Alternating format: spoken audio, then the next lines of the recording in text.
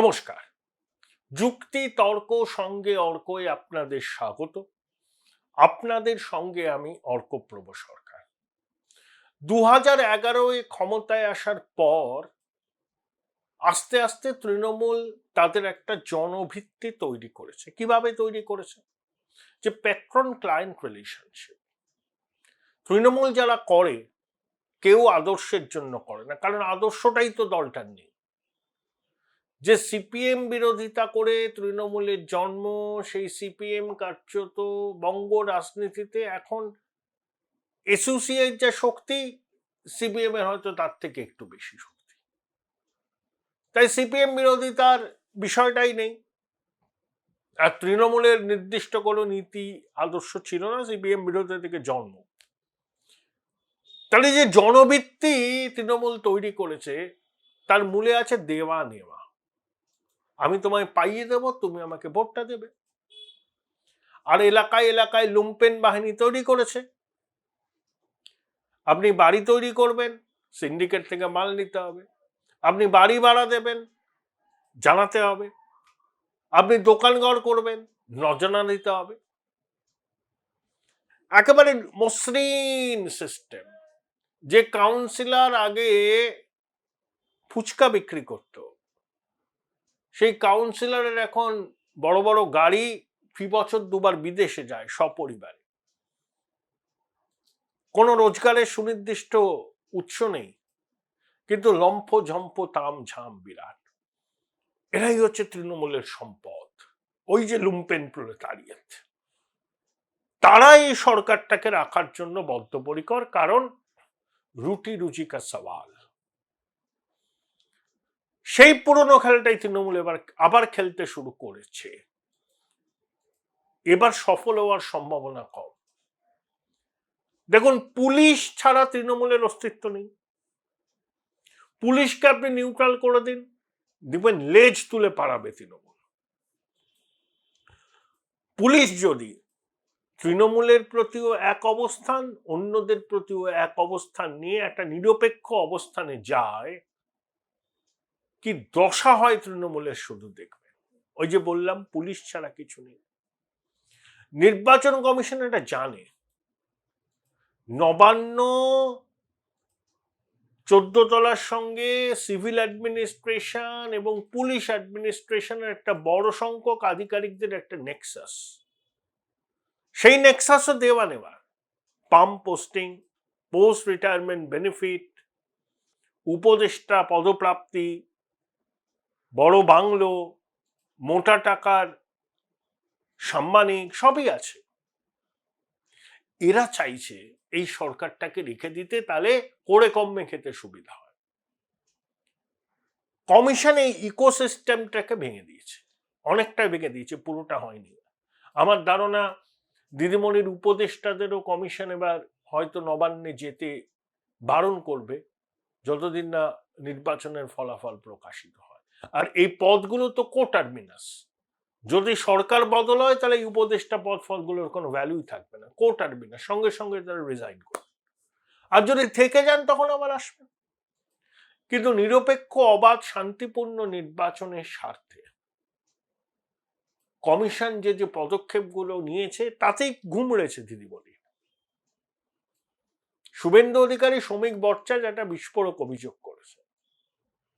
জাভেদ শামীম এবং বিনীত গোয়েল তাদের ফোনের লোকেশন ট্র্যাক করছেন। শুধু তাদের নয়, বিজেপির বুথ স্তরের কর্মী মণ্ডল নেতা। রাজীব কুমার পুলিশের উর্দিটা ছেড়ে তৃণমূলের জার্সি পরেছেন, তিনি তো আরো বেশি করে ইনভলভ হয়েছেন এই কাজে। তিনি সিদ্ধহস্ত।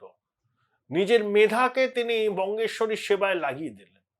হ্যাঁ, প্রাপ্তি হয়েছে, আবার দুর্নামও হয়েছে। রাজীব কুমার যদি কোনোদিন দাঁড়িপাল্লা দেখেন, তার সুনাম এবং দুর্নাম দেখবেন, দুর্নামটা এতটা উঁচু, সুনামটা শুধু এইটুকু। তাহলে জাভেদ শামীম, বিনীত গোয়েল, কেউ এসটিএফ, কেউ আইবি, এরা লোকেশন ট্র্যাক করছে। মারাত্মক অভিযোগ। এটা পুরনো খেলা, কিন্তু পুলিশকে দিয়ে। পুলিশ ছাড়া তৃণমূল নেই। কমিশন ইকোসিস্টেমটাকে ভেঙে দেওয়ার চেষ্টা করছে, অনেকাংশে সফল, পুরোটাও নয়। এখনো অনেকে আছেন যারা মরিয়া হয়ে ইকোসিস্টেমটাকে রেখে দিতে চান যে কোনো মূল্যে। এমনও শুনছি দিদিমণির অত্যন্ত ঘনিষ্ঠ এক পুলিশের কর্তা, তিনি ওসিদের ডেকে ডেকে বলছেন, তোমরা একটু দেখো, তোমাদের কোনো ক্ষতি হবে না, আমরাই তো আসবো। নতুন কমিশনার সর্বস্তরে নির্দেশ দিয়েছেন পুলিশকে নিরপেক্ষ, সজাগ থাকতে হবে, দলদাসের মতো আচরণ করলে চলবে না। হ্যাঁ, পুলিশ কিছুটা রং বদলেছে, একেবারে অনুপ্রাণিত ছিল তো পুলিশের একটা বড় অংশ।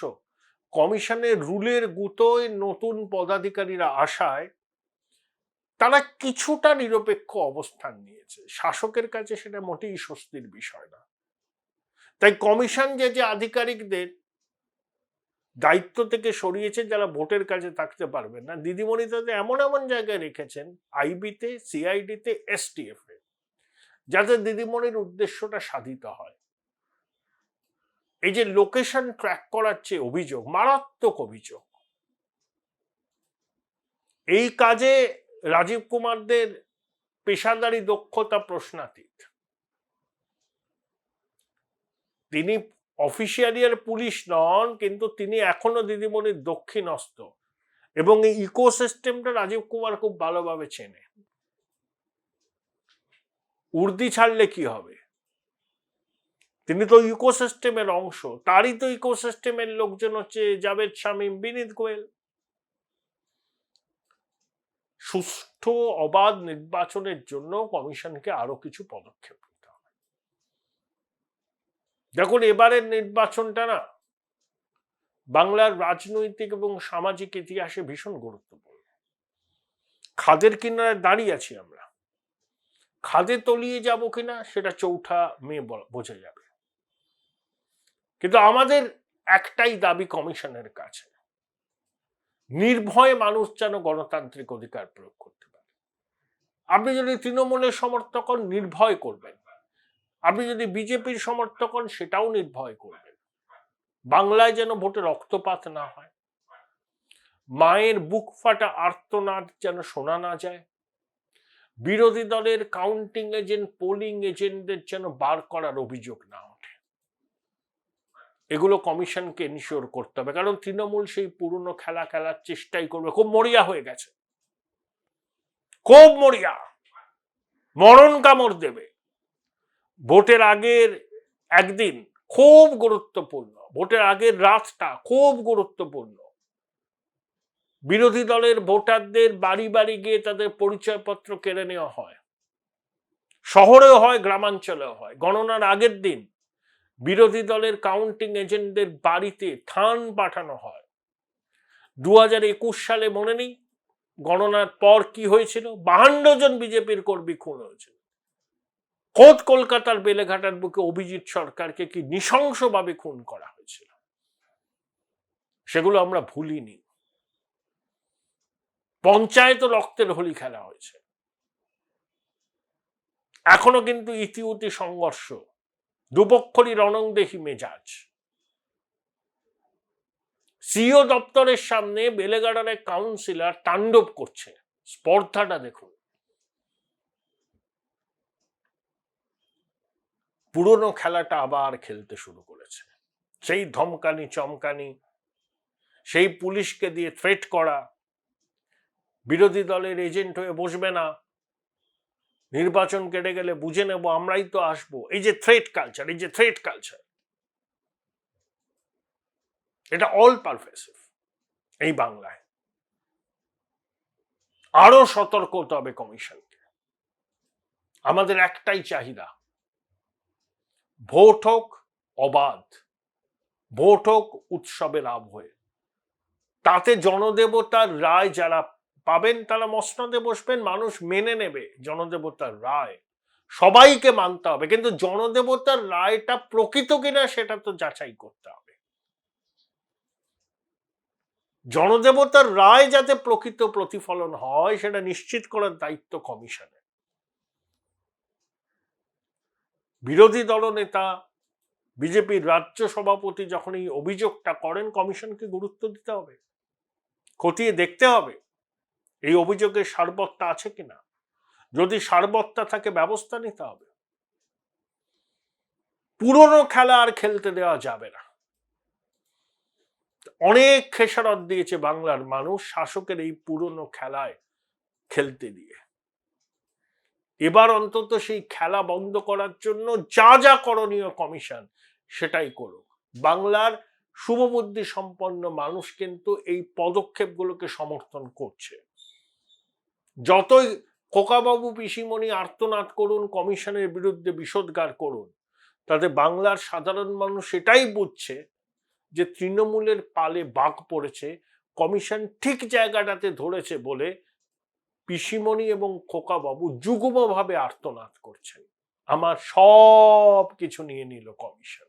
বোলপুর শহরের কোলাহল থেকে মাত্র 20 মিনিট দূরেই রয়েছে সুন্দর রিসর্ট, যেখানে পেয়ে যাবে স্পেশিয়াস আর এস্থেটিক্যালি ডিজাইন রুম। তোমরা যারা গ্রুপে যাও তাদের জন্য আছে কমফোর্টেবল গ্রুপ স্টে অপশন, আর কাপলদের জন্য রয়েছে লাক্সারিয়াস সুইট রুম, তার উপর আবার ফ্ল্যাট 10% অফ। এখানে প্রকৃতির মাঝে তোমরা পেয়ে যাবে একটা সুন্দর সুইমিং পুল, ছোটদের জন্য প্লে এরিয়া আর একটা এস্থেটিক সেলফি কর্নার।